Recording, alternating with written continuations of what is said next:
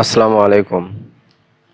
যেহেতু এসএসসি 25 সালে ফুল সিলেবাসে পরীক্ষা হয়েছে, আর আমরা আজকে প্রশ্নগুলো সমাধান করব 2026 এসএসসি পরীক্ষার্থীদেরকে টার্গেট করে। সেহেতু এখানে অনেক প্রশ্নই থাকবে যা তাদের সিলেবাস বহির্ভূত। তো যেগুলো সিলেবাস বহির্ভূত থাকবে সেগুলো আমরা স্কিপ করব। তো চলো শুরু করা যাক। প্রথম প্রশ্নটা আমাদের সিলেবাসে নেই, মানে 26 সিলেবাসে নেই। পরের কোশ্চেনটা বলছে, কোনো বস্তুতে চার্জের উপস্থিতি নির্ণয়ের জন্য নিচের কোন যন্ত্রটি ব্যবহার করা হয়? উত্তর হবে ইলেকট্রোস্কোপ।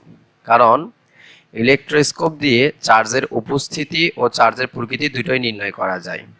তাহলে আমাদের এটা দুইটা বিষয় মাথায় রাখতে হবে, চার্জের উপস্থিতি অর্থাৎ চার্জ আছে কিনা এবং প্রকৃতি চার্জটা পজিটিভ না নেগেটিভ, এটা আমরা ইলেকট্রোস্কোপ যন্ত্রের মাধ্যমে নির্ণয় করতে পারি। পরের কোশ্চেন আমাদের শর্ট সিলেবাসে নাই, এটাও নেই, তার মানে 4-5 আমাদের নেই। 6 নম্বর কোশ্চেনটা আমাদের শর্ট সিলেবাসে নেই। 7 নম্বরটা 1 AM অর্থাৎ অ্যাটোমিটার সমান কত মিটার? উত্তর হবে 1 গুণন 10⁻18 মিটার। এটা তোমাদের ক্যালকুলেটরের মাধ্যমে বের করা শেখানো হয়েছে, তোমরা দেখে নিও। ঠিক আছে, পরের কোশ্চেন আমরা যাই। নিচের কোন রাশিটি স্কেলার রাশি? আমরা জানি যে সকল রাশিকে প্রকাশ করার জন্য শুধু মানের প্রয়োজন হয়, দিক নির্দেশনের প্রয়োজন হয় না, সেগুলো স্কেলার রাশি। তো প্রথম অপশনটা সরণ। সরণ কি বোঝায়? কোন একটা বস্তুর আদি অবস্থান ও শেষ অবস্থানের সংযোগ সরলরেখাকে সরণ বলে, অর্থাৎ এটা একটি ভেক্টর রাশি। ত্বরণ বেগ বৃদ্ধির একক সময়ে বেগ বৃদ্ধির হারকে ত্বরণ বলে, অর্থাৎ এটাও একটি ভেক্টর রাশি। ভরবেগ, ভর ও বেগের গুণফলকে ভরবেগ বলে, তাহলে এটাও একটা ভেক্টর রাশি। অর্থাৎ চাপ, এটা শুধু মানের প্রয়োজন হয়, দিক নির্দেশনের প্রয়োজন হয় না। আমরা যদি এটা একটু এক্সপ্লেন করি, ধরো এইটা আমরা একটা বিকার নিলাম, এখানে একটা আমাদের সিলিন্ডার পিস্টন রাখলাম। ওকে, তো এই পিস্টনে আমি যদি বাইরে থেকে একটা বল এখানে ক্রিয়েট করি, এফ বল যদি আমি এখানে দেই, তো এইটা যেহেতু বল ভেক্টর রাশি, তো সোজা আমাদের নিচের দিকেই যাওয়ার কথা ছিল। তো আমরা মনে করতে পারি এর ভেতর পানি আছে, তো আমরা যদি এইদিকেও ছিদ্র করে দিই, পানিগুলো এদিক দিয়েও বের হবে। এমনকি যদি এদিকেও ছিদ্র করে দিই, এদিকেও বের হবে। এদিকে ছিদ্র করে দিই, এদিকেও বের হয়ে যাবে। তার মানে চাপের সুনির্দিষ্ট কোনো দিক থাকতেছে না। আর তাছাড়াও তোমাদের ক্লাসে আমরা ভেক্টর রাশি চেনার জন্য একটা ছন্দ দিয়েছিলাম, ভবে ভবে ভবে, তাহলে ভতে ভরবেগ, সব সতে সরণ, প্রিয়তম ততে ত্বরণ ছিল। অর্থাৎ এই তিনটা রাশি আমাদের ওই সংজ্ঞায় পড়তেছে, অর্থাৎ ভেক্টর রাশি। তাহলে চাপ আমাদের ওই সংজ্ঞায় ছিল না। ওকে, পরেরটা আমাদের শর্ট সিলেবাসে নেই। পরের কোশ্চেনটা, এটা তথ্যভিত্তিক। আমরা যে শক্তি ব্যবহার করি তার কত ভাগ নবায়নযোগ্য শক্তি? উত্তর হবে 1/5, অর্থাৎ 1/5, মানে যেগুলোকে আমরা নতুন করে আবার ফিরে পাবো। এটা আমাদের নেই, এটাও আমাদের নেই। এইটা একটি স্লাইড ক্যালিপারের সাহায্যে কোনো দ্বন্দ্বের দৈর্ঘ্য পরিমাপ করতে গিয়ে প্রধান স্কেলের পার্ট 5 সেন্টিমিটার, অর্থাৎ এম এর মান। ওকে, ভার্নিয়ার সমপতন 7 পাওয়া গেল, ভি এর মান। যন্ত্রটির ভার্নিয়ার ধ্রুবক অর্থাৎ ভিসি এর মান 0.1 মিলিমিটার, যন্ত্রটির দৈর্ঘ্য। তাহলে আমরা সূত্রটা লিখতে পারি এল সমান এম প্লাস ভি গুণন ভিসি। তো আমরা অপশনগুলো দেখি, এখানে সেন্টিমিটার সেন্টিমিটার সেন্টিমিটার সেন্টিমিটার, তো আমরা সেন্টিমিটারগুলো অপরিবর্তিত রাখবো। তাহলে এম এর মান কত? 5 যোগ ভির মান কত? 7। আর ভিসি, এখানে ভিসি ভার্নিয়ার ধ্রুবকটা আমাদের 0.1 মিলিমিটার আছে, সেন্টিমিটার করে নেব, তাহলে হবে 0.01।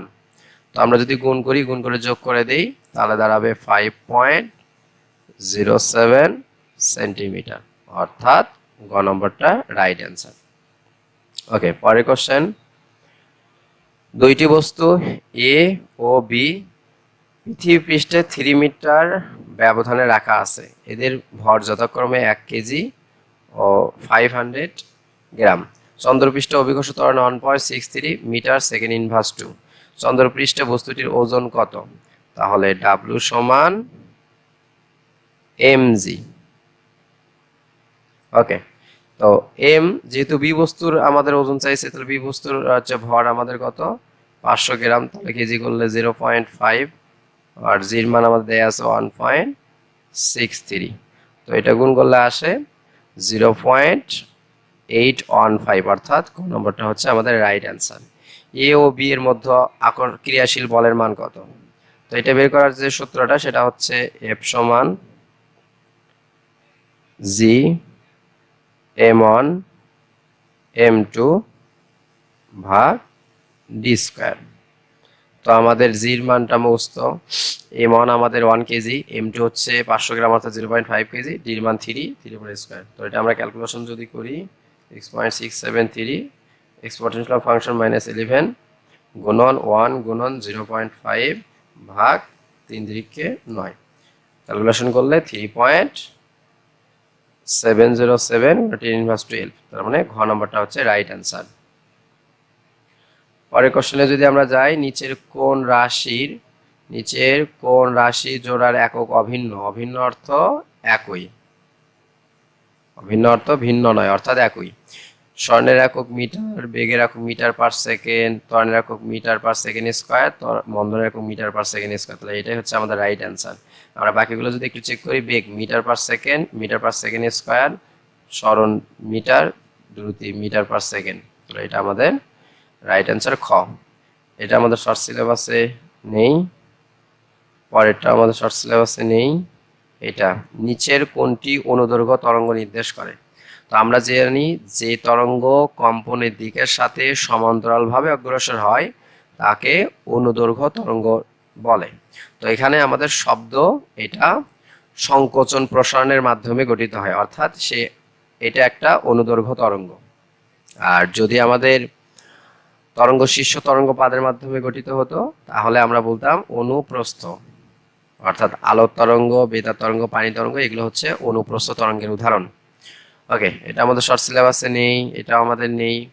পরেরটা আমাদের বলতেছে কি, তরঙ্গ স্থিত দুইটি সমদশা সম্পূর্ণ কণার সর্বনিম্ন দূরত্ব কত? তো আমরা যদি এখানে একটা তরঙ্গ অঙ্কন করে নেই,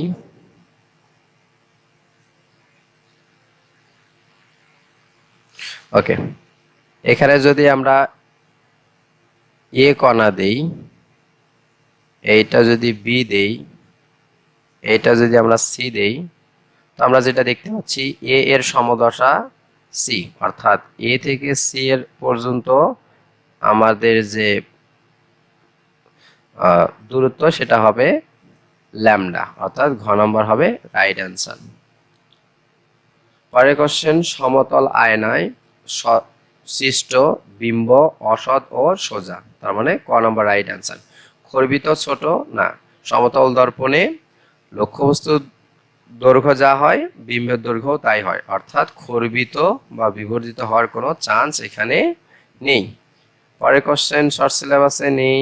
পরের কোশ্চেন, একটি 75 মাইক্রোফ্যারাডের ক্যাপাসিটর, তাহলে এটা সি এর মান 220 ভোল্ট, এটা ভি এর মান পার্থক্য যুক্ত করা হলে কতটুকু চার্জ সঞ্চিত হবে? তাহলে চার্জ সঞ্চিত হওয়ার সূত্র কিউ সমান সিভি, সির মান দেওয়া আছে, ভির মান দেওয়া আছে, এটা গুণ করলে আমাদের দাঁড়ায় 1.65 গুণন 10 ইনভার্স 2 কুলম। ওকে, ঠিক আছে। তো তোমরা ক্লাসটা আগে দেখো ভালোভাবে, যদি ভালো লাগে তো আমরা সামনে পর্যায়ক্রমে 2025, 2024, 2023 এভাবে ধাপে ধাপে আমরা প্রশ্নগুলো সলভ করতে থাকবো ইনশাআল্লাহ। তো আজকে একটা বোর্ডই আমরা সলভ করলাম, যদি তোমাদের ভালো লাগে বিষয়টা জানাইও। ধন্যবাদ সবাইকে, ভালো থাকো, সুস্থ থাকো, আসসালামু আলাইকুম।